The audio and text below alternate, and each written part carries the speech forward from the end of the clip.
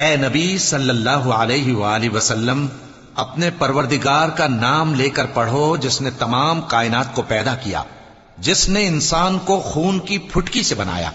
پڑھو، اور تمہارا پروردگار بڑا کریم ہے، جس نے قلم کے ذریعے سے علم سکھایا اور انسان کو وہ باتیں سکھائیں جن کا اس کو علم نہ تھا، مگر انسان سرکش ہو جاتا ہے اس بنا پر کہ وہ اپنے آپ کو بے نیاز سمجھتا ہے۔ کچھ شک نہیں کہ سب کو تمہارے پروردگار ہی کی طرف لوٹ کر جانا ہے۔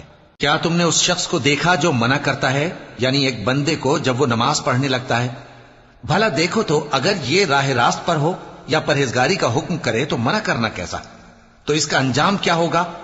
ذرا دیکھو تو اگر اس نے دین حق کو جھٹلایا اور اس سے منہ موڑا، کیا اس کو معلوم نہیں کہ اللہ دیکھ رہا ہے؟